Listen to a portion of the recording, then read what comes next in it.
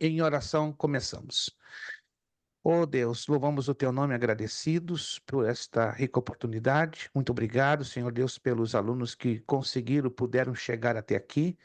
Outros estão a caminho, outros infelizmente não poderão chegar por razões pessoais de trabalho, mas que teu Santo Espírito possa marcar a tua presença, como em cada aula clamamos e suplicamos que a tua presença seja uma marca viva, uma marca real em nosso meio.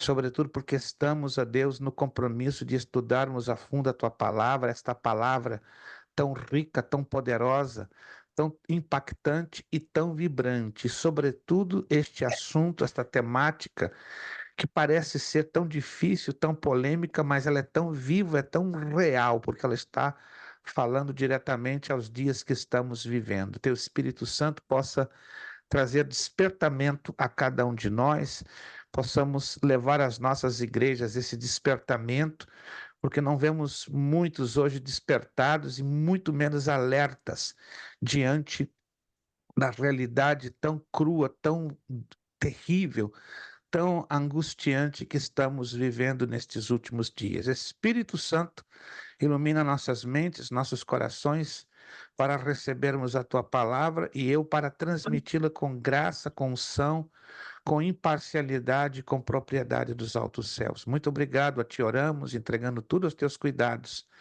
agradecidos no maravilhoso nome de Jesus Cristo. Amém e amém. Muito bem, nós estamos hoje na quarta aula. Esta é a quarta aula do módulo 1 da matéria de escatologia. Repito, esta é a quarta aula, módulo 1, matéria de escatologia bíblica. Hoje é quinta-feira, 22 de agosto de 2024. Quarta aula, escatologia bíblica, módulo 1. Teremos então mais uma aula do módulo primeiro e aí estaremos já passando para o módulo segundo. Está passando muito rápido o tempo, meu Deus, mas eu quero acreditar, como já foi dito aqui em 2 aulas ou 3, né? Uma vez que estamos hoje na quarta aula, estamos estudando esta matéria sem pressa, não temos como estudá-la apressadamente. Vamos hoje entrar a fundo na temática da tribulação ou grande tribulação. Para sua referência, na apostila, está entre as páginas 23 e 25. Só para sua referência, está entre as páginas 23 e 25. Nós estamos trabalhando com o jogo de slides, né?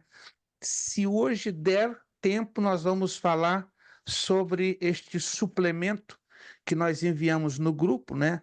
Sobre as correntes teológicas sobre o arrebatamento, ou seja, a corrente pré-tribulacionista, a corrente mid-tribulacionista, pós-tribulacionista, ainda que está ligada ao arrebatamento, mas não tem como você separar arrebatamento com tribulação, porque elas estão sim ou sim um tanto ligadas, um tanto conectadas, né? Mas repito, se hoje nos alcançar o tempo suficiente, já vamos começar falando sobre estas correntes, mas eu quero dedicar um tempo, né, sensível tempo, na questão da tribulação, porque ainda gera um pouco de dúvida, um pouco de controvérsia, um pouco de polêmica, e eu quero eliminar todo tipo de dúvida ou controvérsia sobre este assunto. O irmão Orsino acaba de chegar, Deus abençoe, irmão Orsino, correu bastante, mas ali está, irmã, acredito que é a irmã Angélica Freire, acredito. Só depois me confirme que me confunde, porque nós temos duas Angélicas, Angélica Bonjour e Angélica Freire, tá? Então depois, por favor, a irmã Angélica, não sei qual das duas, me confirme se é a Bonjour ou a Freire, para eu acusar a presença aqui, né? Se depois pode abrir o vídeo, tudo bem, porque tá, de momento está fechado, mas tome o tempo necessário. Perfeito, irmã Angélica. Obrigado, irmã Angélica Freire, muito obrigado. E podendo, fique tranquilo, quando puder, a senhora deve estar aí correndo demais, depois abrir o vídeo, se for possível, tudo bem. Se não for, só manda um toquezinho dizendo que a senhora está com algum problema de natureza técnica. Perfeito. Vamos então aos nossos slides, vamos passar para eles. Nós estamos trabalhando com o segmento dos slides e fica bem mais didático e produtivo trabalhar com eles. Todos estão enxergando na telinha os slides? Todos estão enxergando? Quero ter certeza que todos estão. Isso, obrigado, Josevaldo. Todos estão, então, visualizando, né? Bom, nós já reiteramos, já explicamos, já repetimos, mas nunca é demais repetir. A maioria das pessoas, claro, por não conhecerem o plano teológico desta matéria de escatologia, insistem que o período de 7 anos que vai, vamos dizer, oprimir este planeta, ele é chamado de grande tribulação. Errado. O período total é chamado de tribulação, isto é, o período de 7 anos. Mas o período que a Bíblia chama de grande tribulação será a segunda parte, ou os últimos 3 anos e meio, também conhecidos por 42 meses, ou conhecidos por 1260 dias, ou seja, cada uma das duas partes de 3 anos e meio também são conhecidas por serem 42 meses ou 1260 dias cada um. É importante deixar isso bem explicado, que na primeira metade da tribulação, isto é, os primeiros 3 anos e meio, ocorrerá o julgamento dos selos e o das trombetas, ou seja, 7 selos vão ser abertos e 7 trombetas vão ser tocadas. Sobre os selos, o Apocalipse, capítulo 6, se ocupa dos detalhes destes 7 selos. Já sobre as trombetas, os 2 capítulos, Apocalipse 8 e Apocalipse 9.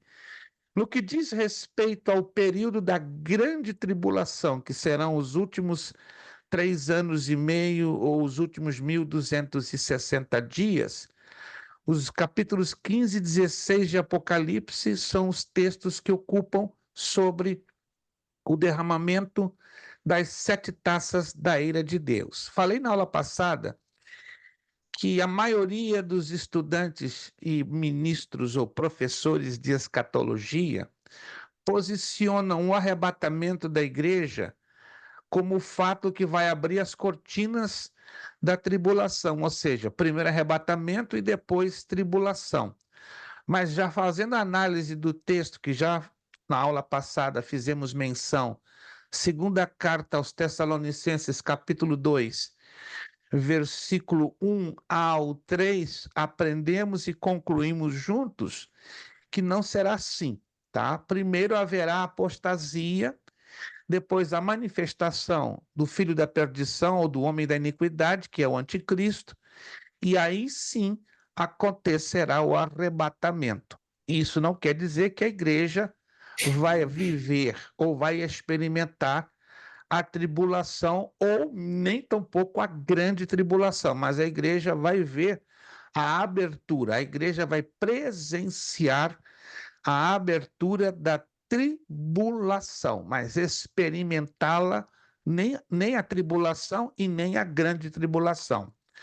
Outro detalhe interessante que no texto grego, a ocorrência da abertura dos selos e o toque das trombetas traz uma ideia de intercambiável ou de um tipo de um revezamento, estilo abre-se um selo, toca-se uma trombeta, abre-se um selo, toca-se a trombeta, ainda que no texto em português a gente não lê e não detecta isso, mas no texto grego é bem curioso, né? Dá a ideia de algo se intercalando ou se revezando.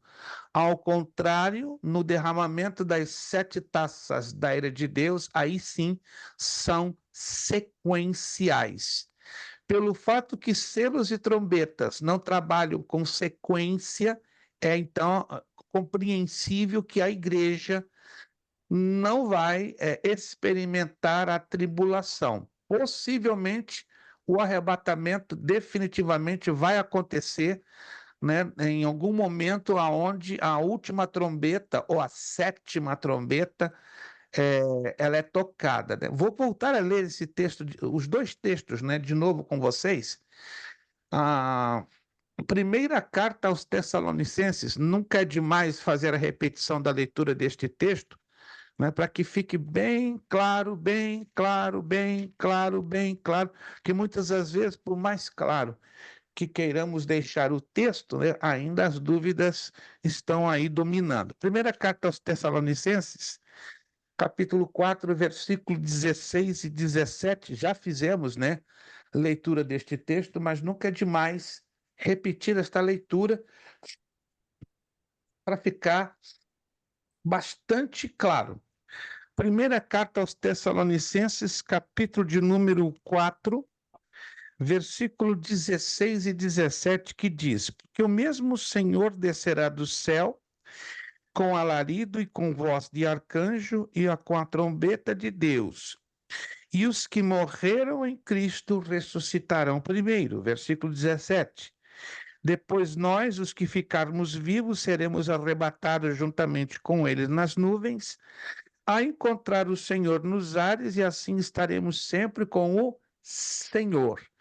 Versículo 16 e o versículo 17 nos trazem duas realidades diferenciadas. Primeiro, versículo 16 está se relacionado ou está relacionado com os mortos justos, os mortos em Cristo, ou seja, os justos mortos, os que morreram desde Adão até o último segundo que ocorra o arrebatamento, eles serão ressuscitados, né? Primeiro, como está bem claro aqui no texto, e eles sim ouvirão o toque desta trombeta, porque aí está, né, uma trombeta sendo mencionada no versículo 16.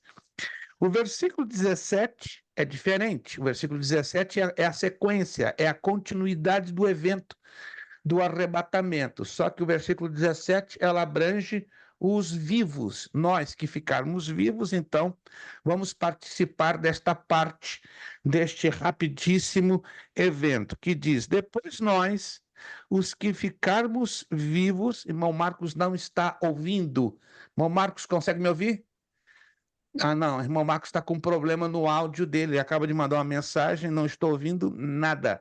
Então, irmão Marcos, eu não sei como eu posso lhe ajudar se ele não está ouvindo, e fica bastante difícil, né? Eu não posso aqui agora me disponibilizar. Vocês estão ouvindo normalmente? Sim ou não? Todos. Todos, todos. Perfeito. Então, Alto e claro. então está ouvindo, então, havendo então um problema no áudio do irmão Marcos. Tá, deixa eu tentar. Irmã Fabiana também, sim, obrigado. Se alguém pode mandar uma mensagem aí no grupo para o irmão Marcos, então, por favor, eu agradeceria. Bem rápido, porque o problema está no áudio dele, né? Infelizmente, né? E, infelizmente, quando às vezes isso acontece, causa um pouquinho de transtorno, ou muitos transtornos. Então, ele deve estar com algum problema no aparelho que está fazendo a conexão dele.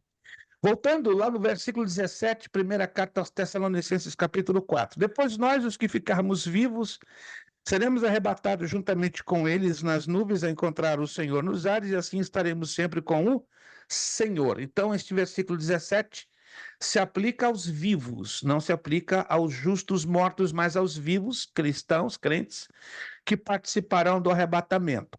Esse texto tem uma semelhança muitíssimo grande com a primeira carta aos Coríntios, capítulo 15. Vamos lá, primeira carta aos Coríntios, capítulo 15.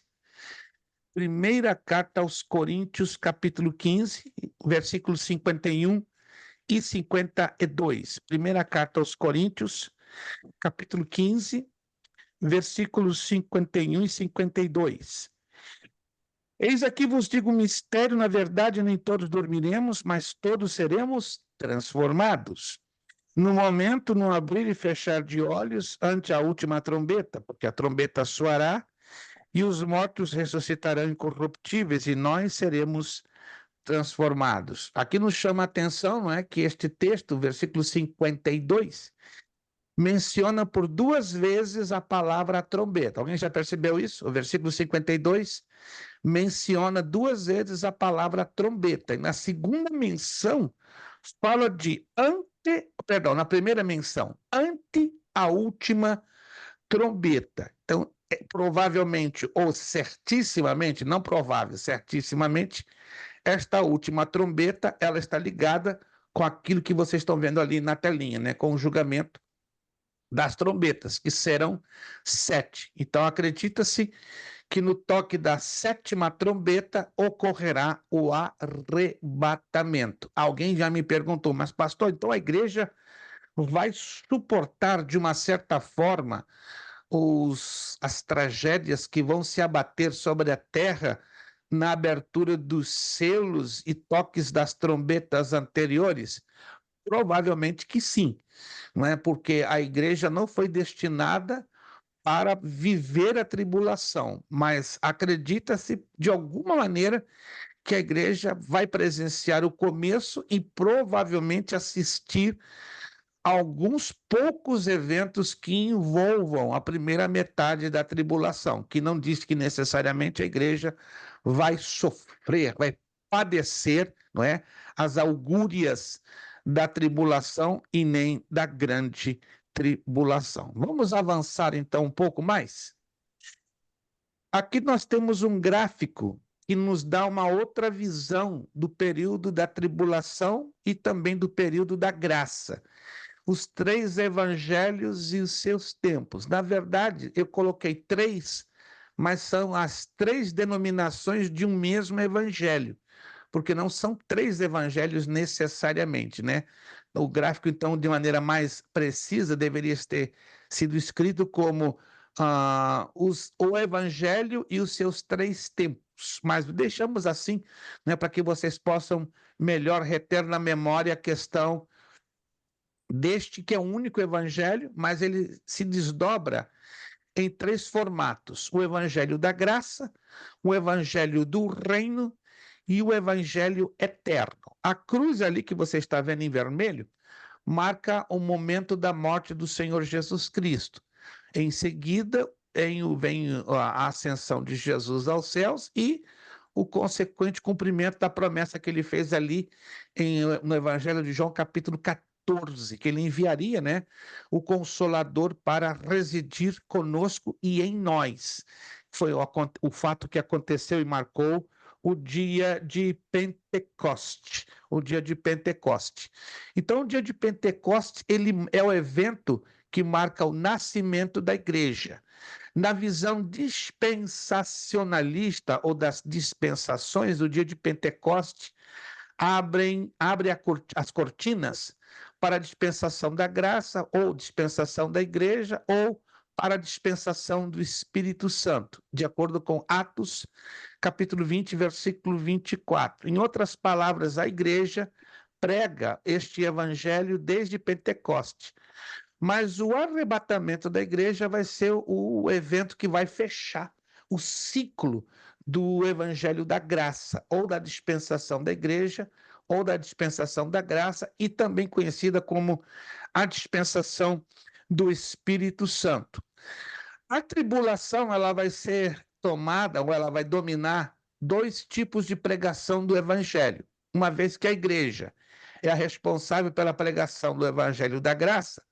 Os judeus vão estar pregando o evangelho do reino no período da tribulação e da grande tribulação.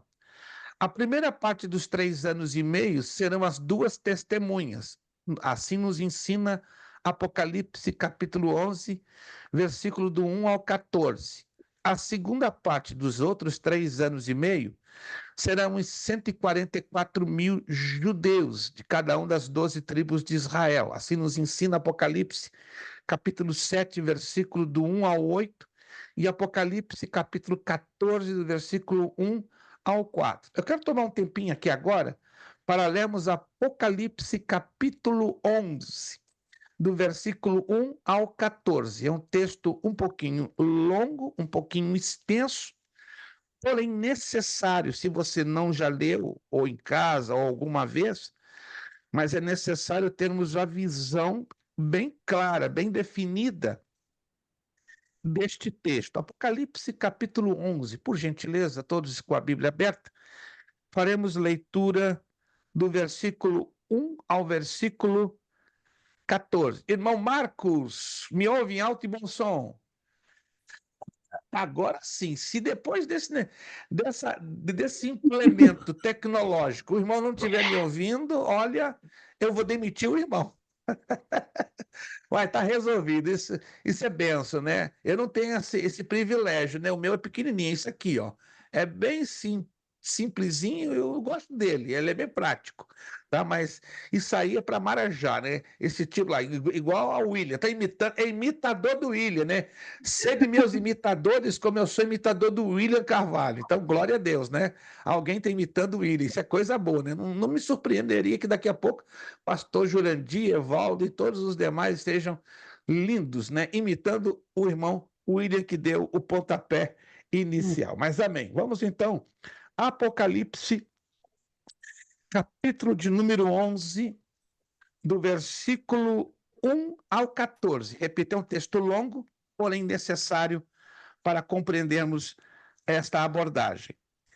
E foi-me dada uma cana semelhante a uma vara, e chegou o anjo e disse: Levanta-te e mede o templo de Deus e o altar e os que nele adoram. Versículo 2. Deixa o átrio que está fora do templo e não o meças. Olha que interessante isso aqui. Que foi dado às nações e pisarão a cidade santa por 42 meses, ou seja, por um período, que nós sabemos aqui que é a primeira parte da tribulação, não a segunda, é a primeira parte da tribulação, deixa isso bem claro. Versículo 3.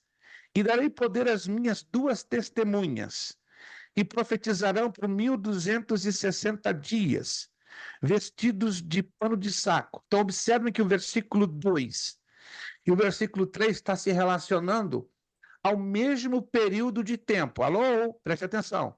O versículo 2 e o versículo 3 estão se referindo ao mesmo período de tempo. Que período de tempo é esse? A primeira parte da tribulação. Primeira parte da tribulação, que não é a grande tribulação ainda. É a primeira parte, os primeiros 3 anos e meio. Agora, me chama a atenção que a escritura, entre o versículo 2 e 3, muda a contagem do tempo, mas está no final de tudo é a mesma coisa. Ó, o versículo 2 fala de 42 meses. Mas o versículo 3, o evangelista João, ao invés de repetir também 42 meses, não. Ele usa a nomenclatura em dias. 1260 dias. Alguém já observou isso ou não? Quero ter certeza que você observou isso. Isso é bem interessante. Porque a escritura faz esse tipo de alternância provavelmente pela questão dos acontecimentos, que a medida em 42 meses estaria ligada ao domínio gentio sobre Jerusalém. E a medida de 1260 dias é o tempo da profecia dessas duas testemunhas. Versículo 4. Estas são as duas oliveiras e os dois castiçais, olha que interessante, que estão diante do Deus da terra. Olha que coisa interessante. Oliveiras, castiçais. Oliveira, castiçal. Oliveira está ligado com a nação de Israel. Veja só. Castiçais está ligado à igreja. Então vai haver na terra a presença de judeus e a presença da igreja. Mas, na verdade, essa não é a igreja vitoriosa, que foi já arrebatada. É uma igreja que vai participar de um grande período de martirização. É a igreja que vai ser martirizada. Uma igreja que vai ficar na tribulação para ser martirizada para o final do período de 7 anos haver a ressurreição destes. É muito interessante. Então, aqui está identificando que essas testemunhas são judias. Versículo 5. Se alguém lhes quiser fazer mal, fogo sairá da sua boca e devorará os seus inimigos. E se alguém lhes quiser fazer mal, importa que assim seja morto. Versículo 6. Estas têm poder para fechar o céu, para que não chova nos dias da sua profecia, e têm poder sobre as águas, para convertê-las em sangue, e para ferir a terra com toda sorte de pragas, quantas vezes quiserem. Se você ler com atenção o versículo 6, está falando que estas testemunhas, ou profetas, terão a semelhança da unção ministerial de duas pessoas muito conhecidas lá no Antigo Testamento. Olha só, vou repetir de novo. Estas têm poder para fechar o céu, para que não chova nos dias da sua profecia. Quem foi um profeta lá no Antigo Testamento que recebeu de Deus autoridade para proceder esse tipo de milagre? Elias? Elias. Então, uma das testemunhas terá a semelhança do ministério de Elias. Aí prossegue o texto. E tem poder sobre as águas para convertê-las em sangue, e ferir a terra com toda sorte de pragas quantas vezes quiserem. Nos lembra quem, lá no Antigo Testamento, este segundo profeta? Moisés. Moisés e Arão, né? Moisés e Arão. Não é? Na verdade, de Moisés. Ainda que Arão foi apenas o porta-voz, Sim, mas o profeta, na verdade, foi Moisés. Certo? E ainda que também Arão falava em nome de Deus e em nome de Moisés. Mas mas se eu não me engano, as primeiras pragas, né, que ele transformou água em sangue, eu acho que foi a vara de Arão, se eu não me engano, que a ele foi lá. vara, Então, mas a sim. intervenção direta Não. de Sim, Moisés. sim, sim. E De acordo. Arão, então, somente. É porque muitas das vezes confundem-se, né? Arão e Moisés, porque Arão era o porta-voz, Moisés era gago, né? O pesado de língua, mas o profeta, tecnicamente falando, segundo a Bíblia, definitivamente foi Moisés. Então, nós vemos aqui a semelhança do profeta Elias com Moisés. E durante muitos anos se criou um misticismo em torno da pessoa de dois personagens do Antigo Testamento que foram arrebatados vivos para o céu, como querendo dizer, ó, eles foram para o céu, estão vivos, mas tem que voltar à terra para morrerem. Alguém se lembra quem foram esses dois personagens que foram levados vivos? E estão vivos até hoje, não morreram não. Estão lá no céu. Alguém se lembra quem foram eles? Elias e Enoque. Elias e Enoque. A Bíblia em momento nenhum diz ou afirma que eles morreram. Eles foram trasladados. Então estão vivos até hoje. Ué, o que vai acontecer com eles? No dia do arrebatamento, muito provavelmente, ou muito possivelmente, não provavelmente, possivelmente, eles regressarão à terra com corpos glorificados. Não terão necessidade de ressuscitarem. Veja só que interessante. Então eles vão passar por um processo de transformação semelhante aos vivos aqui na Terra, porque eles são os dois seres humanos, não contando com Jesus, com corpos físicos e vivos no céu. Então temos hoje três indivíduos ou três pessoas com carne e osso vivinhas no céu. Não me pergunte como isso é possível, porque o nosso Deus ele faz o incrível e o sobrenatural e nós não temos como dar explicações para isso. Mas os três estão lá, estão vivos, mas uma coisa é certíssima, né? Tanto como Elias como Enoque, ainda que a Bíblia não nos dá uma referência, senão inferências, eles terão também corpos glorificados. Mas da onde tirou essa ideia?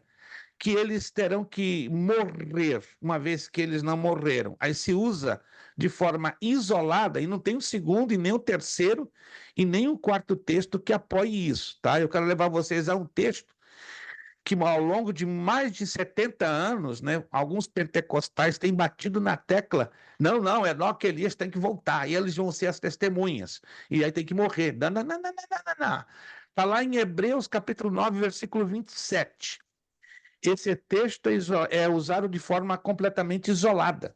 Não tem sentido, não tem cabimento. Hebreus 9, 27. E como os homens estão ordenados a morrerem uma vez, vindo depois disso o juízo. Então eles usam esse texto isolado, de forma isolada, porque eu não conheço. Se vocês conhecerem se existe um segundo, um terceiro texto à semelhança desse, eu não conheço. Esse é o único texto na Escritura Sagrada e a gente não pode afirmar nenhuma doutrina, nenhum ensino bíblico na base de um só texto. Não, não, não, não. A hermenêutica e a exegese nos ensinam que temos que ter de 2 a 3 textos para darem um apoio a uma doutrina ou um ensino bíblico. Então, consequentemente, essa teoria que é lançada, ela se tornou uma teoria mística, que quer dar abalizamento ou alicerçamento a uma teoria que não é genuinamente bíblica. Tem cara até de Bíblia, aparência de Bíblia, mas isso não podemos nos basear em um só texto e afirmar que se trata de que há necessidade de Enoque e Elias voltarem à terra para morrerem. Deus é soberano, ele faz como ele quer, como ele deseja. E qual o problema, né? Se Deus decidiu manter 2 homens que ele tirou da terra vivos até o dia do arrebatamento e depois disso vai dar a glorificação para eles. Se Deus é soberano, ele faz exatamente o que ele quer. Muito bem. Voltando ao versículo 7, Apocalipse 11, 7. E quando acabarem o seu testemunho, a besta que sobe do abismo lhes fará a guerra e as vencerá, e as matará. Olha só que interessante. E jazerá o seu corpo morto na praça da grande cidade, que espiritualmente se chama Sodoma e Egito, onde o seu Senhor também foi crucificado. Aqui dá uma pequena confusão. Na verdade, aqui está se tratando de Jerusalém, porque a cidade de Jerusalém se tornou tão ímpia, tão pecaminosa, tão corrupta, que Deus aqui, através do evangelista João, diz que esta cidade se tornou tão pecaminosa como Sodoma e Egito, porque aqui diz bem claro, onde o seu Senhor com letra S maiúscula, também foi crucificado. E nós sabemos que Jesus foi crucificado em Jerusalém. Versículo 9. E homens de vários povos e tribos e línguas e nações verão o seu corpo morto 3 dias e meio, não permitirão que o seu corpo morto seja posto em sepulcros. E os que habitam na terra se regozijarão sobre eles e se alegrarão e mandarão presentes uns aos outros, porque esses 2 profetas tinham atormentado os que habitam sobre a face da terra. Ou seja, esses 2 profetas vão estar pregando durante 3 anos e meio e eles, consequentemente, vão atormentar muita gente. E este tormento vai ser insuportável na cabeça de muita gente, mas no momento que eles forem mortos, vão trocar presentes, de tão felizes, de tão alegres. Né? Acabaram-se os enjoados, terminaram, morreram, acabou, terminou. Nos atormentaram por 3 anos e meio, então maravilha, vamos trocar presentes e fazer festa. Só que Pastor, no versículo 11 nos surpreende, olha o versículo 11. E depois daqueles 3 dias e meio, o espírito de vida, vindo de Deus, entrou neles e puseram-se sobre os seus pés. E caiu grande temor sobre os que os viram. Versículo 12. E subiram e ouviram uma grande voz do céu que lhes dizia: Subi cá. E subiram ao céu em uma nuvem, e os seus inimigos os viram. Olha só que detalhe interessante. Além de Enoque e Elias, agora sim, esses 2 vão ser mais 2. Mais 2 vão ser arrebatados no céu. Então, tecnicamente, nós teríamos 5 pessoas vivas no céu. Enoque, Elias, o Senhor Jesus e no fim da primeira metade da tribulação, as 2 testemunhas. Que loucura! Só que neste caso, né, elas vão ser levadas ao céu para o cumprimento de um propósito específico. E subiram ao céu em uma nuvem, e os seus inimigos os viram. Uau! Versículo 13: e naquela mesma hora houve um grande terremoto e caiu a 10ª parte da cidade. Aqui está se referindo a Jerusalém. E no terremoto foram mortos 7.000 homens. E os demais ficaram muito atemorizados e deram glória ao Deus do céu. Versículo 14. É passado o segundo ai, e eis que o terceiro ai cedo virá. Então, esse é um fato muito curioso, estranho para nós que estamos acompanhando o processo da tribulação, mas é o papel destas duas testemunhas, ou dois profetas, que estarão pregando o evangelho do reino. Depois que eles são tirados da terra, é o fechamento da primeira parte da tribulação. Aí abrem-se as cortinas da segunda parte da tribulação, chamada a grande tribulação. Aí entrarão em cena quem? Os 144 mil judeus, selados na testa com o selo do Deus vivo, e estarão pregando o evangelho do reino, dando a continuação, né, a continuidade da pregação do evangelho do reino. Detalhe que os 144 mil não serão mortos pelo anticristo. O anticristo os perseguirá até a entrada da cidade de Petra, como já falamos na aula passada. Mas eles se refugiarão lá, ficarão guardadinhos, e o anticristo não vai alcançá-los. Alguma dúvida ou pergunta ou colocação? Pastor Jurandir abrindo o seu áudio. Pastor, duas. Então, a gente deduz que a tribulação, a grande tribulação, vai ser para a conversão dos judeus. E a segunda, não poderia ser essas duas testemunhas um sentido figurado, o que parece muito, muito claro e muito fácil de entender. Lógico, nós não vamos saber, porque não estaremos por aqui, mas é literalmente literal as duas testemunhas ou é uma figuração? São literais. São literais. Inclusive, os rabinos messiânicos falam nas suas ministrações e pregações abertamente sobre eles, entende? Fala abertamente sobre eles e se crê.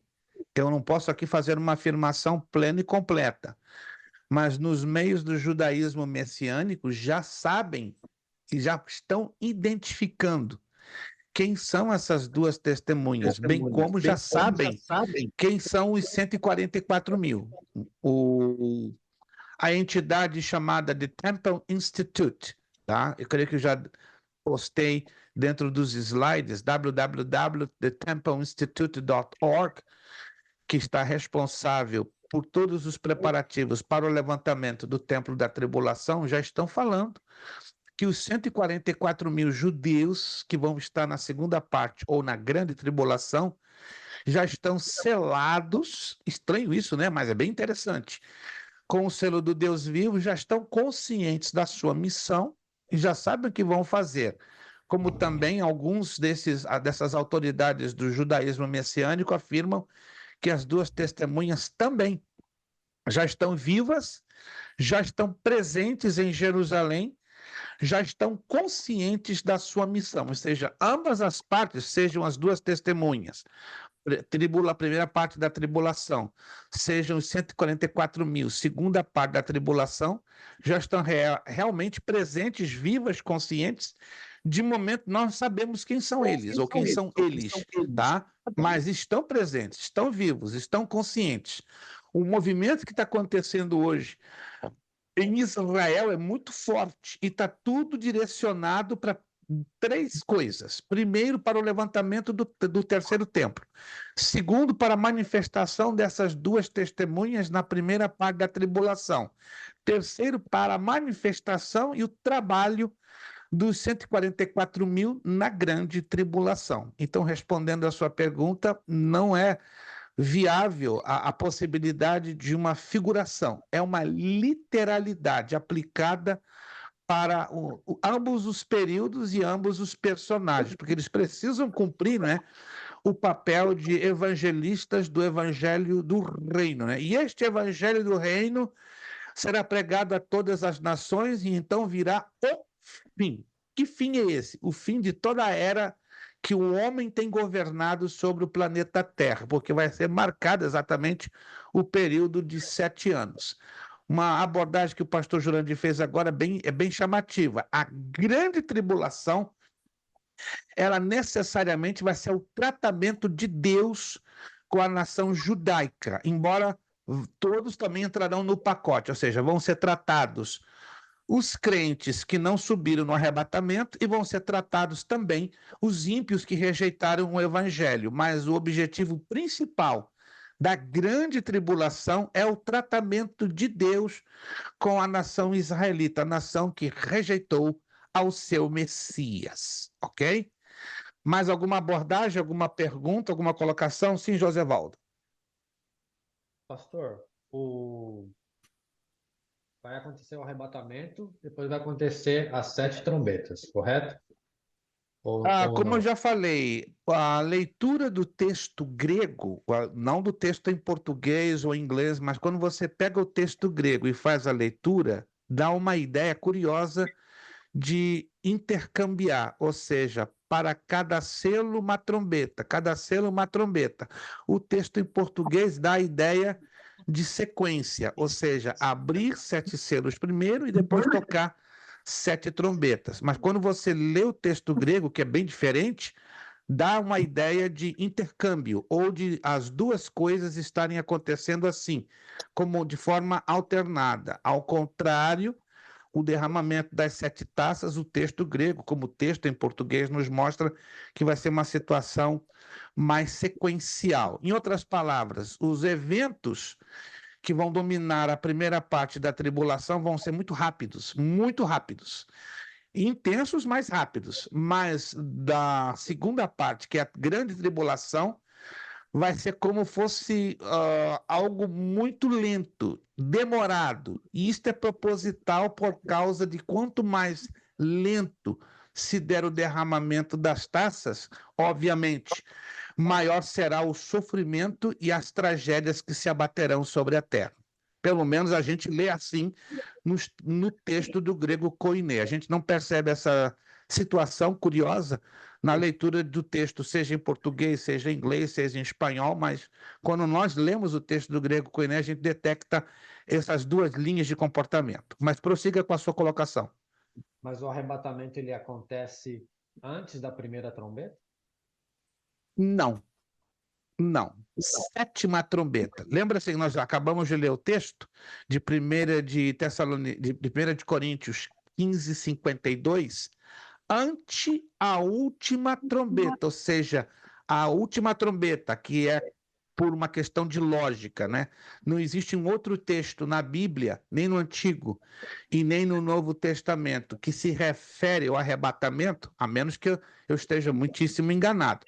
Ou seja, a palavra trombeta, o evento trombeta, a gente vai encontrar lá no Pentateuco, ou seja, Êxodo, Números, Levítico, mas trombetas com conexão sobre o arrebatamento só vemos em 2 textos, né? O texto de 1 de Coríntios 15:51, 52 e o texto, né, de 1 de Tessalonicenses 4:16. Eu não vejo nenhum outro texto no Novo ou no Antigo Testamento que fale desta relação. Alguém está me entendendo, gente? Temos que trabalhar com a questão chamada analogia, relação, porque a escatologia ela é interpretada também através das analogias, que são o quê? São correlações, são comparações, tanto do Antigo como também do Novo Testamento. Então, analisando a analogia das trombetas, então o arrebatamento se daria ou se dará no toque da última trombeta. E a última trombeta ela está dentro do primeiro período,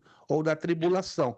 Em qual momento exato, 100% exato, o texto não nos dá ideia, não nos dá uma ideia, mas será sim no toque da 7ª trombeta.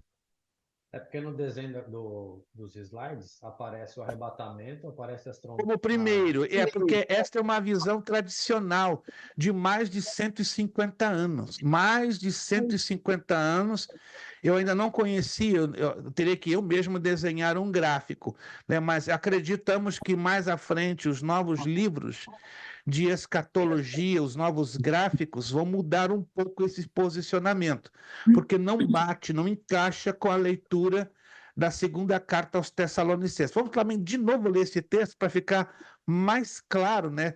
Que a escatologia é uma ciência que vai mudando, ela muda na medida que a revelação de Deus fica mais clara diante dos acontecimentos que ganham maior proximidade, não é verdade? Eu estudei pela Coríntios primeira também vez. menciona exatamente a última trombeta também, né? Não é só Como? Tessalonicenses. Coríntios também menciona a última trombeta, né? Não é só Sim, sim, Tessalonicenses. sim, sim. É nesse ponto que eu quero me referir. Nós temos que trabalhar com essas analogias, porque as analogias são uma espécie de chave que nos ajuda a alcançar a correta interpretação do texto, não apenas as figuras de linguagem, não apenas as tipologias, que são muito importantes, né, para nós identificarmos a dificuldade do texto, mas a gente tem que aprender também a entender que as analogias, que são as comparações, elas vão nos ajudar demais a alcançarmos a correta interpretação do texto. Segunda carta aos Tessalonicenses, capítulo 2, verso 1, 2, 3. Já li, mas não é demais voltar a ler de novo, para ficar bem claro. Vocês se lembram que correu um rumor, não é? Que o imperador Nero, falei isso na aula passada, poderia ser o anticristo. Por quê? Porque ele estava desencadeando, deflagrando uma perseguição pesada contra os cristãos, perseguindo, matando. Então, muita gente imaginou, está aí o anticristo, a igreja foi arrebatada e nós ficamos. Errado, errado. Mas o rumor foi muito forte. Correu em toda a cidade de Roma, correu em grande parte do império e começou a trazer burburinho, começou a trazer angústia, começou a trazer desespero em muitos sinceros servos de Deus. Aí o Espírito Santo chega aí para Paulo e diz: Paulo, escreve essa carta e revela a coisa, porque não é isso não. Vamos lá. Segunda de Tessalonicenses 2:1. Ora, irmãos, rogamo-vos pela vinda de nosso Senhor Jesus Cristo e pela nossa reunião com Ele. Essa reunião com Ele é o arrebatamento, tá? É uma linguagem figurada que detecta aqui ou assinala que se trata do arrebatamento. Versículo 2. Que não vos movais facilmente do vosso entendimento, nem vos perturbeis, quer por espírito, quer por palavra, quer por espírito, por epístola, como de nós, como se o dia de Cristo estivesse já perto. Agora, muita atenção no 3. Ninguém de maneira alguma vos engane. Por que Paulo está dizendo isso? Porque muita gente estava sendo enganada com o rumor. Que rumor? Nero está matando aí os cristãos a 2 por 3, a torta e a direita? É o anticristo. Não, que ninguém de maneira alguma vos engane. Aí Paulo continua, porque não será assim. Não será assim o quê? A vinda do anticristo ou o arrebatamento da igreja, sem que antes, não se esqueça dessa palavrinha, sem que antes, ou seja, o arrebatamento da igreja não vai acontecer. Eu não estou interpretando pela minha cabeça ou pela minha maneira de interpretar. Eu estou interpretando na base do contexto. Alguém está me acompanhando, gente? O que é o contexto? Os versículos que estão antes e os versículos que estarão depois. Então, é outra maneira da gente interpretar corretamente a escatologia, através da lei dos contextos. São 6, né? Se você se lembra da apostila de hermenêutica e exegese, né? O contexto histórico, contexto remoto, contexto imediato, contexto geográfico, contexto histórico, são 6 contextos. Se a gente não levar em consideração a lei dos contextos, interpretar um texto vai ser complicado. E esse aqui necessita de lançarmos mão das leis dos contextos, ou dos 6 contextos. Então, repito o versículo 3. Ninguém de maneira alguma vos engane, porque não será assim. Ou seja, o arrebatamento não vai ser assim como muita gente está falando, mas vai ter 2 sinais, sem que antes venha o quê? Na ordem do tempo. Olha a ordem. Primeiro o quê? Primeiro o quê? Apostasia. Isto. E depois? Revelação do homem do pecado. E se revele ou se manifeste o homem do pecado, o filho da perdição. E aí vai o versículo 4. O qual se opõe, se levanta tudo o que se chama Deus ou se adora, de sorte que se assentará como Deus no templo de Deus, querendo parecer Deus. Isso vai ser exatamente quando terminar o ministério das 2 testemunhas. Terminou o ministério das duas testemunhas, elas foram mortas, seus corpos jazeram 3 dias e meio na cidade de Jerusalém. O poder de Deus vai levantá-las, ressuscitá-las e levá-las ao céu.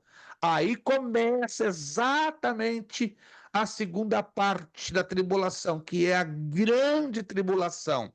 Aí o que vai acontecer? O anticristo vai entrar no templo judaico, vai lá dentro do lugar santíssimo, e em cima da tampa da Arca da Aliança, o que ele vai fazer? Ele vai sacrificar uma porca. Epa! Mas aonde isso está escrito?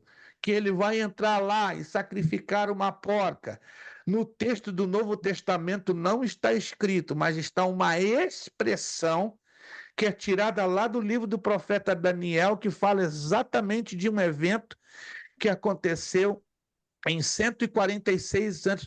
Vamos a primeiro Mateus capítulo 24. De novo, estamos lançando mão da analogia ou da comparação de textos, que nos ajuda a interpretar com precisão o que o texto está querendo nos dizer.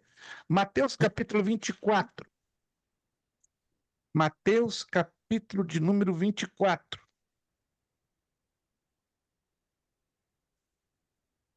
Mateus, capítulo de número 24, versículo 15. Peço que todos tenham suas Bíblias abertas.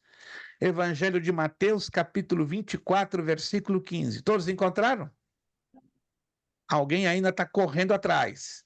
Outros já encontraram. Outros estão ainda no lombo do jegue, indo bem devagarzinho. Já outros entraram no Concorde, já estão lá. Vamos lá.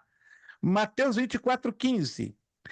Quando, pois, virdes que a abominação da desolação de que falou o profeta Daniel está no lugar santo, quem lê, entenda. Isso aqui é muito interessante. Que abominação da desolação é isso? Daniel capítulo 9. Vamos lá em Daniel capítulo 9. Daniel, capítulo 9.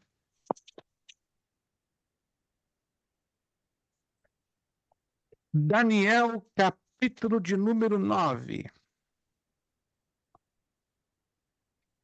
Versículo 24. Eu vou falar deste assunto durante 2 aulas, mas eu já quero antecipar um pouquinho. Daniel, capítulo 9, versículo 24, 25, 26 e 27. Não vou fazer comentários, mas eu vou só antecipar alguns importantes detalhes. Daniel capítulo 9, verso 24. Todos chegaram lá comigo? Daniel 9, 24? Todos estão lá? Vamos lá.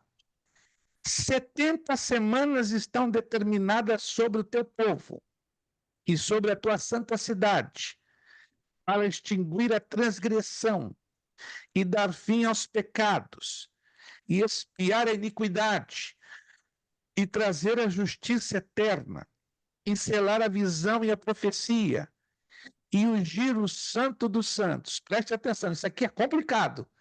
Por isso temos que olhar bem devagarzinho, olha só. 70 semanas estão determinadas sobre o teu povo e sobre a tua cidade. Não são 70 semanas, porque uma semana normalmente é um período de 7 dias. Concordamos com isso? Sim ou não? Geralmente é. Mas aqui são semanas de anos. Então vamos entender aqui. Então aqui para cada semana mencionada neste texto corresponde ao quê? A um ano.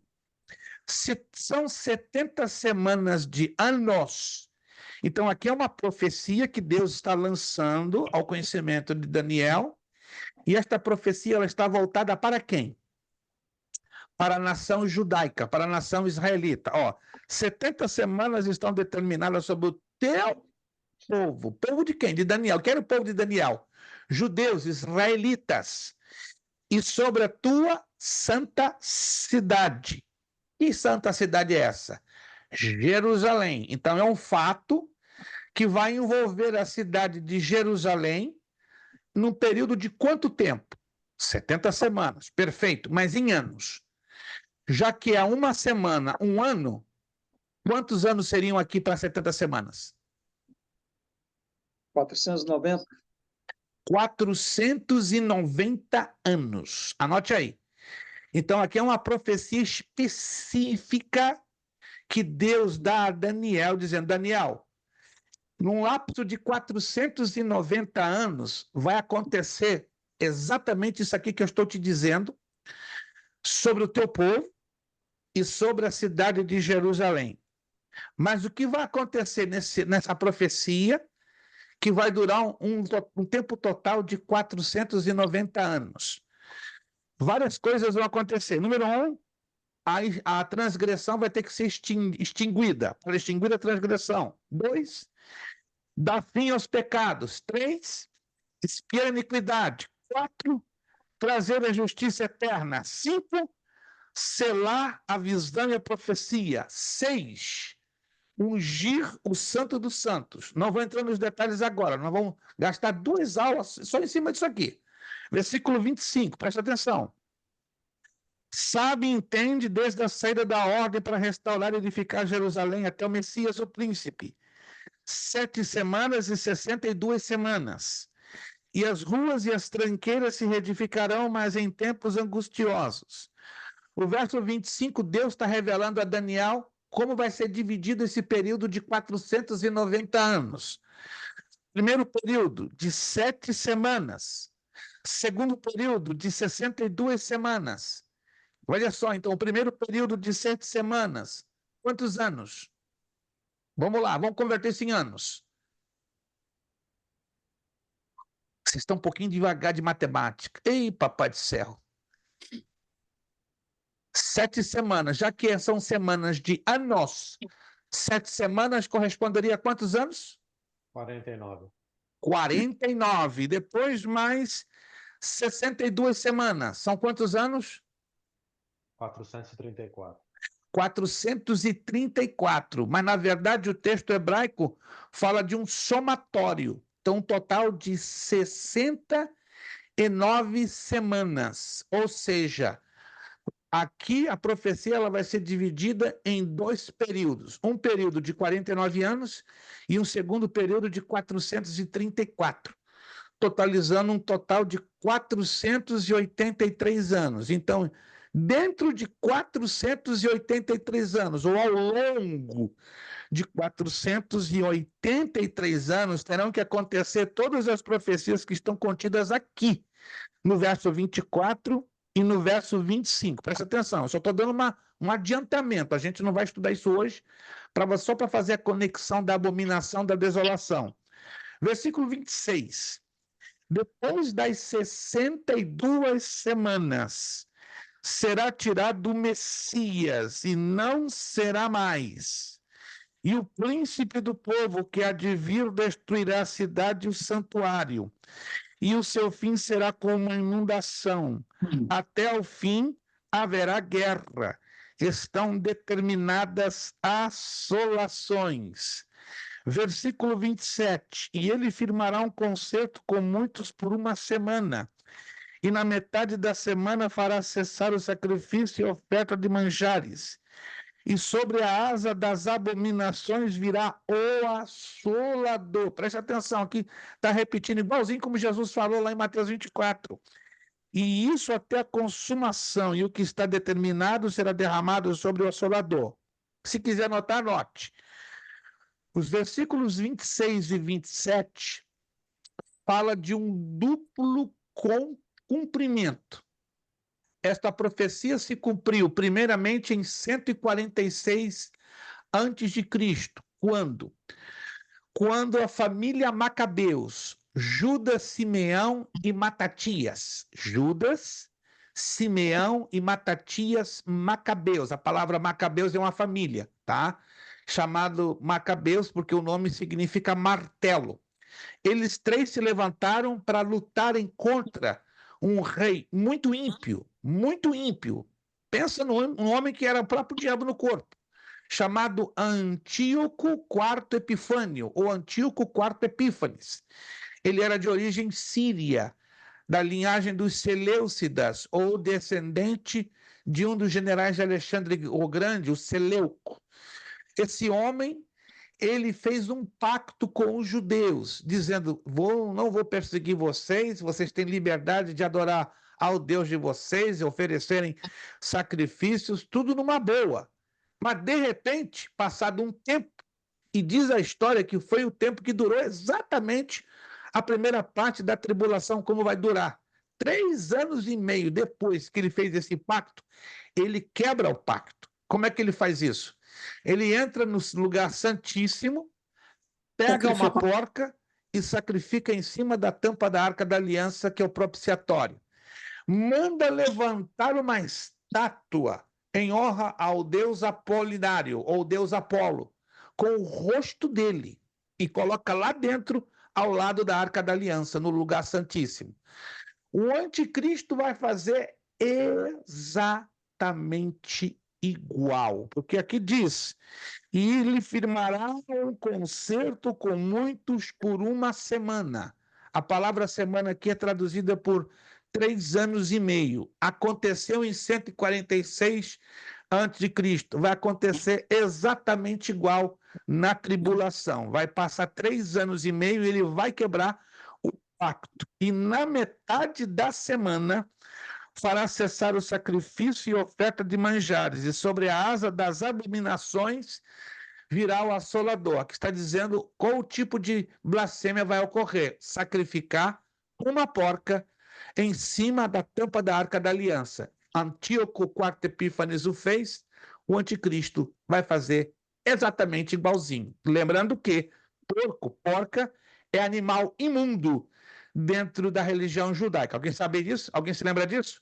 Porco é animal imundo. Então, para que haja essa desolação da abominação, vai implicar no sacrifício deste animal.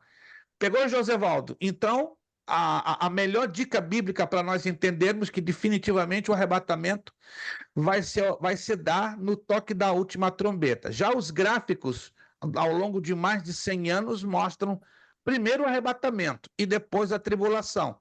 Aí temos um grave problema: má interpretação do texto. E eu procurei trazer a vocês a ordem como o texto nos apresenta. Por isso que tivemos que lançar a mão da leitura, dos 3 textos. Estão lembrados? 1 de Tessalonicenses 4, 16, 17. 1 de Coríntios 15, 51, 52. E agora esse texto que acabamos de ler. Segunda carta aos Tessalonicenses 2, 1, 2, 3 e 4. Se quiserem ler mais à frente, vocês vão entender melhor ainda o contexto. Mais alguma dúvida ou pergunta para a gente prosseguir?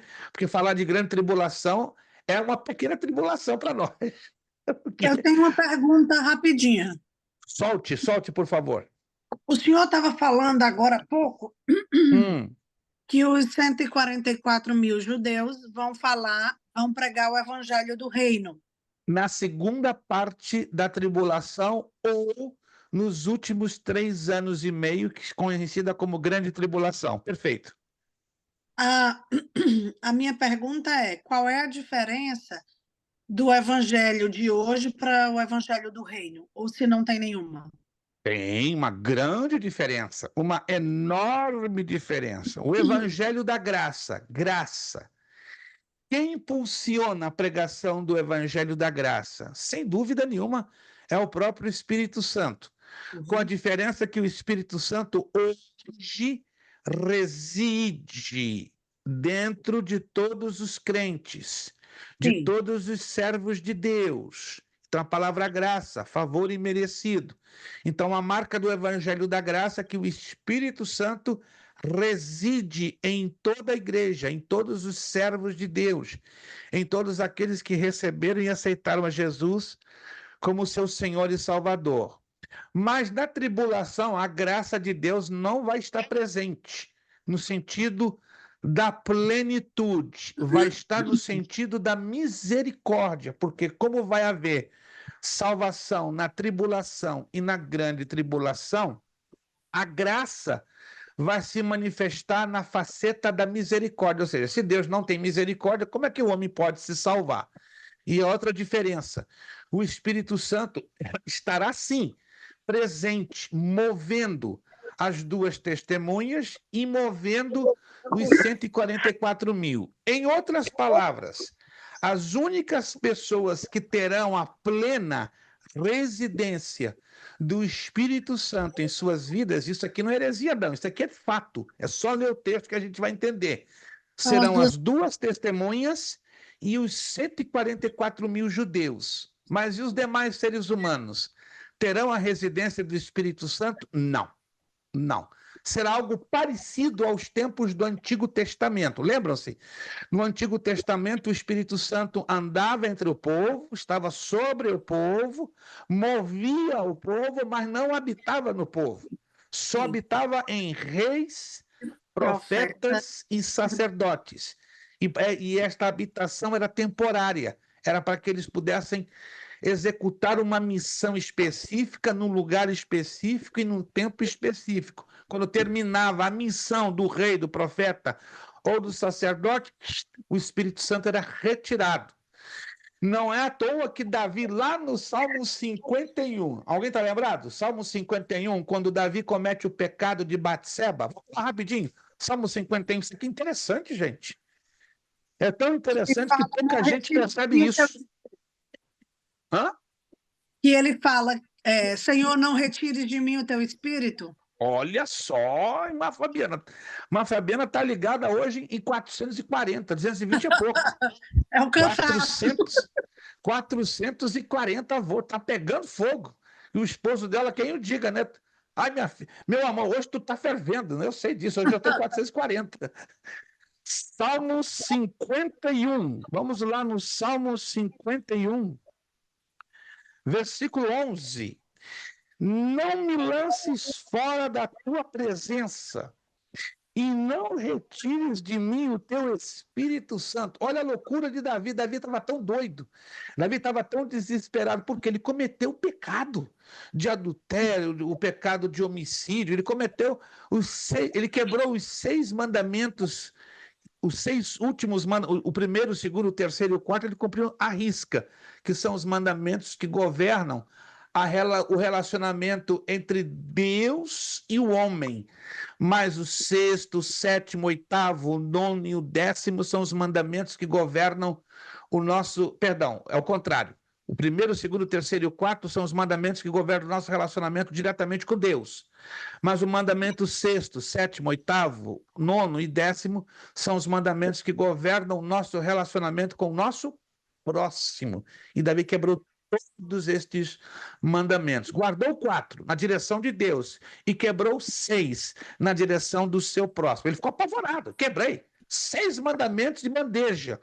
E aí ele diz, não me lances fora da tua presença, que era terrível ficar fora da presença de Deus. E não retires de mim o teu Espírito Santo. Olha o que o pecado gera, temor de perder a presença e a habitação de Deus. Mas hoje nós não estamos na lei. Na lei era assim, com os reis, profetas e sacerdotes. Mas hoje, na graça, hoje as pessoas, infelizmente, não valorizam, algumas, não digo todas, nem a presença e nem a habitação do Espírito Santo. Então, aí machucando o Espírito Santo, entristecendo o Espírito Santo, pisando o Espírito Santo, ao ponto de chegar lá, com essa insistência deliberada, levam a chegar ao pecado contra o Espírito Santo, que é outro assunto que nós vamos falar um pouquinho mais na frente, né? O que é o pecado contra o Espírito Santo? É a blasfêmia reiterada, insistente, consciente, calculada, deliberada em negar a presença do Espírito Santo e atribuir as obras do Espírito Santo ao próprio diabo e vice-versa. Opa, isso aí é sério. Jesus falou que esse tipo de pecado não vai ter perdão nem aqui, nem na eternidade. Então, irmã Fabiana, diferença então do Evangelho da Graça para o Evangelho do Reino. O Evangelho da Graça tem a diferença que a igreja é quem a prega, e a igreja tem hoje a residência do Espírito Santo. O Evangelho do Reino, a igreja não vai estar presente, e os crentes que estiverem presentes não terão a residência do Espírito Santo. E o Espírito Santo só residirá temporariamente na vida de 2 profetas, as 2 testemunhas, e dos 144 mil.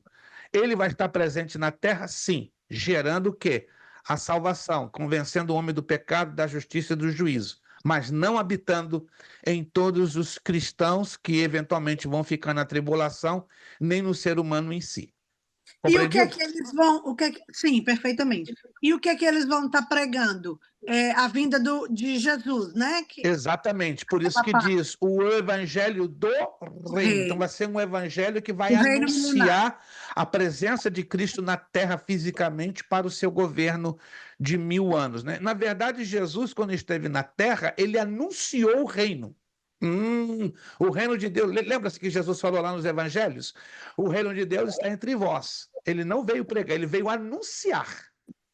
Agora, na tribulação, este evangelho, sim, será pregado.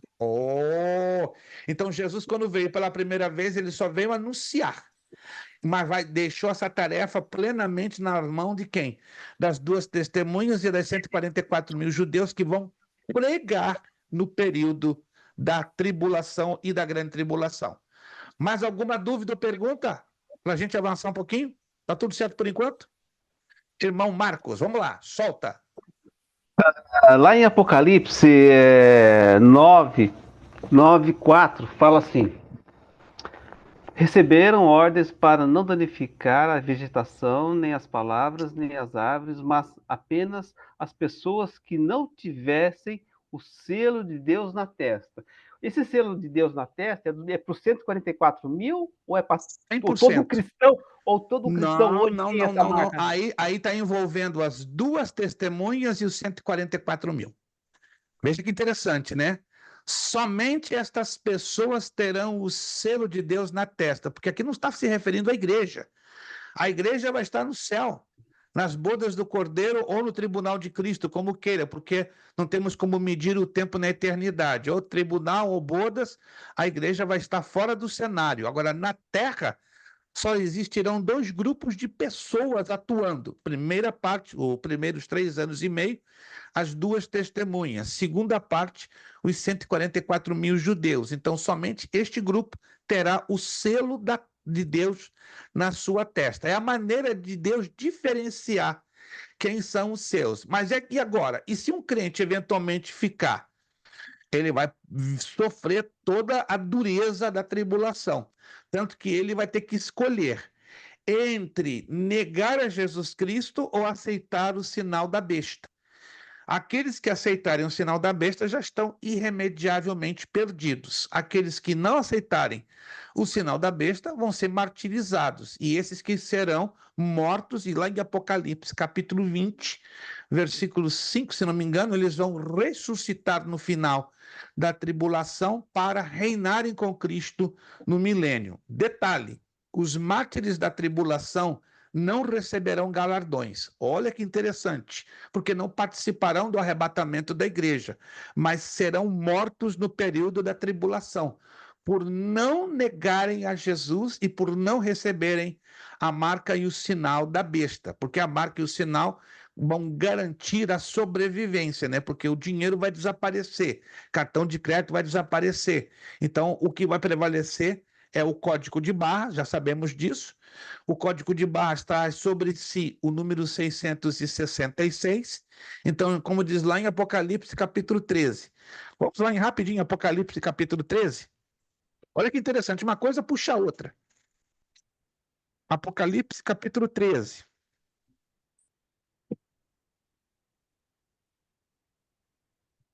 Apocalipse, capítulo 13, versículos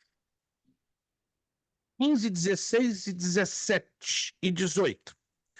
Apocalipse, capítulo 13, versículo 15. Na verdade, vamos ler o 14, para nós entendermos bem o contexto. E engana os que habitam na terra com sinais que lhe foi permitido que fizessem presença da besta, dizendo aos que habitam na terra que fizessem uma imagem à besta que recebera a ferida de espada e vivia. Versículo 15. E foi-lhe concedido que desse espírito à imagem da besta, para que também a imagem da besta falasse e fizesse que fossem mortos todos que não adorassem a imagem da besta. 13:16. e faz que a todos, pequenos e grandes, ricos e pobres, livres e servos, lhe seja posto um sinal, preste atenção, na mão direita ou na testa, para que ninguém possa comprar ou vender, senão aquele que tiver o sinal, preste atenção, sinal, o nome da besta ou o número do seu nome. Já sabemos o número, já sabemos o sinal, mas não sabemos o nome. Olha que interessante, vou repetir. O texto está claro. Falam de 3 coisas: sinal, número e nome. Vou repetir: sinal, número e nome. Já sabemos o sinal, código de barras. Já sabemos o número, 666, mas não sabemos o nome ainda. Ou provavelmente vamos saber. Antes de sairmos desta terra, vamos saber. Eu e você não temos nada a ver com isso aí. Porque serão as 3 formas de identificação que levarão as pessoas que ficarem na tribulação a sobreviverem. Repito, o dinheiro vai desaparecer, papel moeda vai desaparecer, talão de cheque vai desaparecer, cartão de crédito vai desaparecer, criptomoeda vai desaparecer. Então serão 3 linhas de crédito que vão estar o quê? Impressas aqui e aqui. E quem receber, já era. Já era. Versículo 18. Aqui é sabedoria. Aquele que tem entendimento, calcule o número da besta, porque o número é número de homem, e o seu número é 666. Rapidinho, capítulo 20. Para deixar bem claro isso, para não ficar nenhuma dúvida. Capítulo 20. Capítulo 20 de Apocalipse. Capítulo 20. Versículo 11. Apocalipse 20, versículo 11.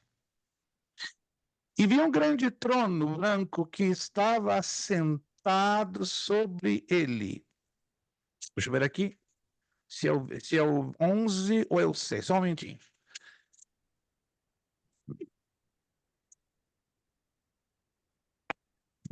Desculpe. Apocalipse, capítulo 20, versículo 4. Apocalipse, capítulo 20, versículo 4. E vi tronos, e assentaram-se sobre eles aqueles a quem foi dado o poder de julgar. Muita atenção aqui nesse versículo 4, dessa parte que eu estou lendo.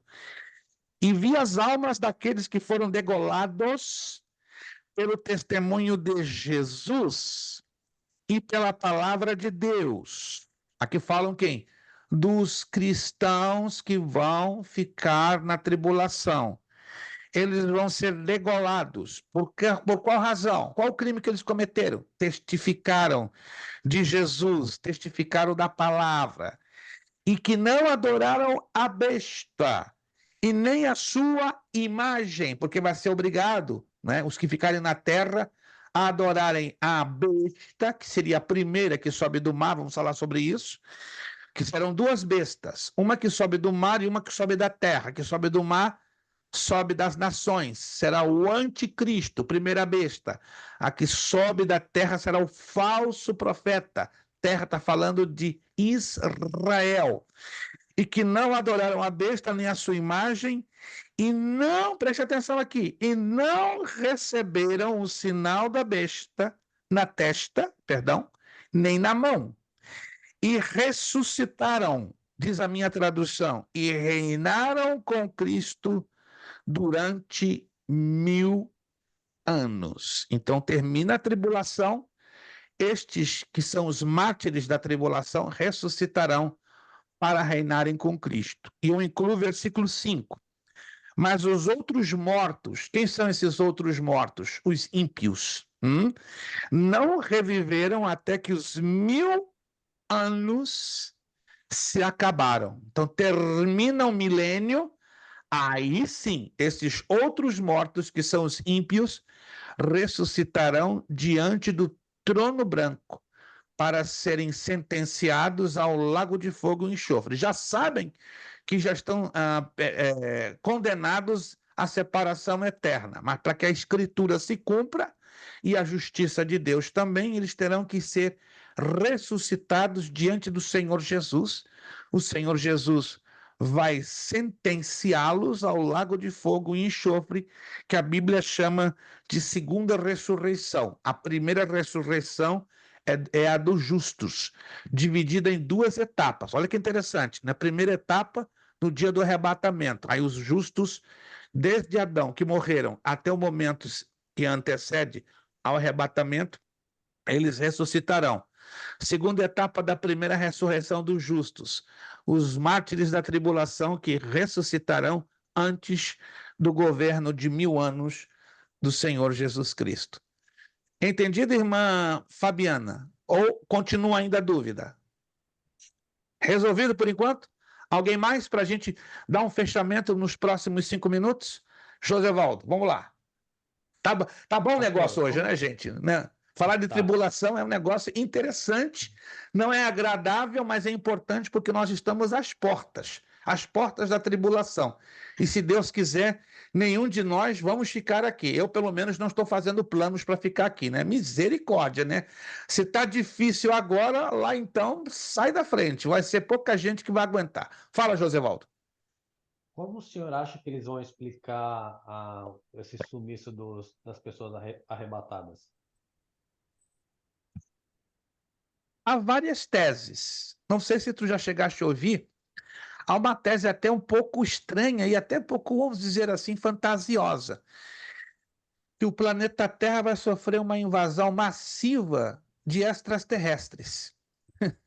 E aí vão levar a milhões e milhões e milhões para o nada. Eu não sei se vocês estão sabendo, eu até peço que vocês pesquisem isso, porque está no Google, tá? A menos que por Google, por alguma questão de direitos ou sei lá, isso às vezes acontece, mas até semana retrasada eu li isso e até imprimi. Interessante. Desde 1979, a Federação Aérea Americana, que é o órgão que regulamenta voos, regulamenta a profissão de piloto, copiloto, de comissário de bordo, etc., a Federação Americana de Aviação. Tem uma sigla em inglês que eu me esqueci. Desde 1979, não me lembro que foi o mês de março ou mês de setembro, um desses 2 meses, eles baixaram um decreto, tipo uma portaria, como sabemos no Brasil, que quando, geralmente dentro de um avião, creio que a maioria aqui já viajou de avião e sabe, né, que dentro da cabine ali estão 2 pessoas, o piloto e o copiloto, confere? Então, geralmente são 2. Mas desde 1979, todos os candidatos a piloto e copiloto, quando passam por entrevista de uma companhia aérea dentro dos Estados Unidos, têm que responder um questionário. E esse questionário tem uma pergunta muito curiosa. Você é cristão ou não? O que quer dizer? Se é evangélico, batista, Assembleia de Deus, presbiteriano, o que seja. Sim, não. Eles fazem uma seleção rigorosa, querendo dizer o seguinte: na cabine de um avião não podem estar 2 cristãos. Tem que estar um cristão e um não cristão. Por quê? Já existe uma consciência nata de que, acontecendo o arrebatamento, vamos pensar juntos, o que vai acontecer se tiverem na cabine 2 cristãos? Gente, aperte os cintos, o piloto sumiu. Parece brincadeira, né? Os pilotos, né? Hein? Os pilotos. Os pilotos, né? Concordo contigo, William, os pilotos. Geralmente se faz aquele filme, né? Aquela comédia, né? Apertem os cintos, o piloto sumiu. Só que essa comédia, entre aspas, é uma tragicomédia, que na verdade seriam pilotos. Então a Federação Americana de Aviação não quer correr riscos. Nunca você vai ver 2 pilotos crentes dentro de uma aeronave. Nunca. Sempre um ímpio e um crente. Por que isso? Eles têm consciência de que o arrebatamento vai acontecer. Imagine só. Então seria algo assim, Josevaldo, mas o que definitivamente vai acontecer vai ser algo louco. Vai ser algo louco. Imagina um ônibus, né, que geralmente tem um piloto, né, ou um maquinista, ou um barco. Geralmente os barcos têm 2, né, igual os aviões, tem 2, piloto e copiloto. Mas vamos dizer, automóveis, ônibus, trem, é só um. Imagina o caos, a tragédia, o desastre, a loucura que vai ficar esse planeta Terra no dia do arrebatamento. Você consegue fazer uma ideia? Não faça, não. Só se você fizer planos para ficar. Eu conheço um pastor, ele fala sério, de Providence, Rhode Island, brasileiro. Pastor, eu vou fazer de tudo para ficar e ver o que vai acontecer depois do arrebatamento. Só está com um problema na cabeça? Eu tenho muito respeito a ele, tem 73 anos. Mais são do que eu e você. Mas ele fala com seriedade. Eu vou fazer de tudo. Eu vou documentar o arrebatamento. Irmão, para de pensar. Não, tem uma chance ainda. Eu vou tentar sobreviver a essa chance. Ah, você vai tentar. Mas quem vai te garantir que você vai aguentar a pressão em você negar o nome do Senhor Jesus? Vai ser insuportável. Não, eu já estou fazendo de tudo, já estou preparando a minha.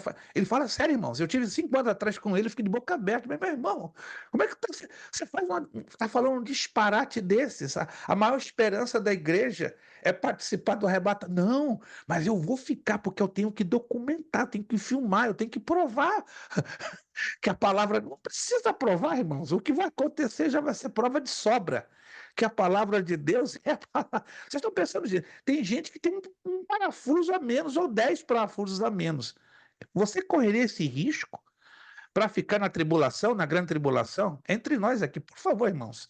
A nossa vida espiritual, ela é muito importante, ela é muito cara, custou preço de sangue. Não vale a pena a gente correr riscos, nem brincar com uma salvação grande, enorme, que nos foi dada. Irmão, já passamos do horário, papai do céu, 10:06. Vamos aqui marcar onde nós paramos para dar continuidade. Meu Deus, nós nem abrimos o primeiro selo. Nós nem abrimos o primeiro selo. Eu estava querendo abrir hoje o primeiro selo, mas nem o primeiro selo nós abrimos. Vamos continuar então na próxima aula com a abertura dos selos e o toque das trombetas. Nós vamos conhecer agora detalhes da primeira parte da tribulação. A abertura dos 7 selos e o toque das 7 trombetas, né? Os detalhes estão aí na página 23, na página 24. Dê uma lidinha, por gentileza. Nós vamos falar de formato gráfico para ficar bem mais suave, mais fácil, né? Mais didático de compreensão. Vamos falar também do derramamento das 7 taças da ira de Deus. E vamos falar da ressurreição dos mortos, né? Da segunda etapa da ressurreição dos mortos em Cristo Jesus, que vai se dar no finzinho da tribulação. Se der tempo, a gente vai falar.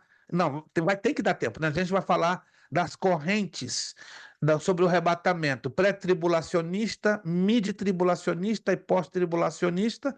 E acreditamos, então, que na primeira aula do módulo 2, no dia 5 de setembro, já vamos dar as primeiras entradas sobre o milênio, né? O governo de 1000 anos do Senhor Jesus Cristo, né? E vamos enfatizar algo que pouco ou nada se ensina. O quê? A ressurreição do rei Davi para governar ao lado do Senhor Jesus no governo de 1000 anos. Pouca gente sabe disso. Até toma como uma heresia, mas tem 6 textos lá no Antigo Testamento que provam com todas as letras que o rei Davi vai ressuscitar e vai governar ao lado do Senhor Jesus Cristo sobre a nação de Israel no governo de 1000 anos. Alguém já ouviu falar sobre isso ou não? Pouca gente, quase ninguém. Só o Josevaldo, que está agora em 880, saiu de 440 da irmã Fabiana e entrou agora em 880 volts. Não se assuste, isso aqui não é heresia. Vamos provar na Escritura Sagrada. Pouco ou nada se ensina deste aspecto do milênio. O milênio tem muita coisa que a maioria não entende, não lê e não sabe, mas está tudo escrito nas Sagradas Escrituras. Vamos terminar nossa aula? Que pena, 10:08, não temos como mais prosseguir. Deus nos ministrou alguma coisa nessa noite ao seu coração, ao nosso coração? Deus ministrou alguma coisa? Acredito que sim. Se não ministrou, meu irmão, vamos ter que fazer uma oração para conversão, tem que fazer um apelo. Mas eu acredito que de momento não é necessário. Mas se eu achar necessário receber o toque de Deus, eu paro tudo e faço o apelo. Quem vai aceitar Jesus pela segunda vez, não sei quem vai ser, né? Já fiz isso 2, 3 vezes na igreja, e você acredite ou não, eu vi até pastor se ajoelhando. Eu estou recebendo Jesus de novo. Que legal! Qual o problema? Não é vergonha. Se está tendo necessidade de um reencontro com Deus, amém. Vamos agradecer ao Senhor nosso Deus por esta aula. Vejo vocês, permitindo Deus, na próxima aula, dia 29, vai ser a última aula deste módulo primeiro. Dia 5 de setembro, né? Já é a primeira aula do módulo 2. O tempo está passando muito rápido. Meu Deus, daqui a pouco a gente abre o olho, já fechou. 7 de novembro. Meu pai. Escatologia é assim, né? É uma matéria muito dinâmica, muito rica, e um assunto vai puxando o outro, ainda que a gente está trabalhando com a orientação da apostila e trabalhando bem diante dos gráficos. Vamos orar ao Senhor nosso Deus, agradecer pela aula de hoje. Vamos pedir o William. O William vai estar aí, já está com o seu áudio aberto, vai estar fazendo uma oração em agradecimento. Quero agradecer a você que já fez o pagamento do mês de agosto. Se ainda não fez, de bom tamanho, você tem até o dia 31 sem a multinha dos $10. E aí, qualquer problema que você tenha em não poder fazer até o dia 31, fale conosco, porque a comunicação ainda é um elemento muito importante para a gente se entender e juntos resolvermos os problemas ou conflitos que você, aluno, possa estar enfrentando. Gente, muito obrigado. Beijão no coração de vocês. Vejo vocês na próxima quinta-feira, se Deus quiser. William estará então agora orando e nos agradecendo ao Senhor nosso Deus. Pai amado, dou-te graças, Senhor, por estarmos aqui mais uma vez reunidos para estudar a tua gloriosa palavra, Pai. Por cada ensinamento, por cada conhecimento que nos é passado, Pai. Peço que o Senhor venha abençoar que muitos momentos como esse venham se Aleluia. repetir, que nós venhamos ter outras oportunidades, Pai, para continuar aprendendo sobre Ti até o momento da Tua vinda, Pai. Abençoa cada um aqui presente e dá-nos uma boa semana, Pai. Seja conosco hoje e sempre, é no Teu santo nome que eu te peço. Amém. Não se esqueçam dos exercícios. Não deixe passar muito tempo, que foi em cima da hora. Vai ficar super complicado. Então, vão fazendo os questionários, né? São 94 perguntas, é muita coisa, mas você fazendo de pouquinho a pouquinho, ganha tempo e aí evita dos imprevistos de última hora. Nosso lema para terminar tudo: seriedade, Seriedade, compromisso, compromisso, disciplina, disciplina, seriedade, seriedade, compromisso, compromisso, disciplina, disciplina, seriedade, seriedade, compromisso e compromisso e disciplina. disciplina. É necessário que ele cresça É e necessário que ele que eu cresça e que eu diminua. diminua. É necessário que ele cresça e que eu diminua. É necessário que ele cresça e que eu diminua. E a Deus damos o quê? A honra, a glória e o poder. Muito obrigado. Deus abençoe. Excelente noite de quinta-feira, um fim de semana abençoado, e vejo vocês quinta que vem, 29 de agosto, se Deus quiser. Muito obrigado. A paz do Senhor a todos. Deus os abençoe.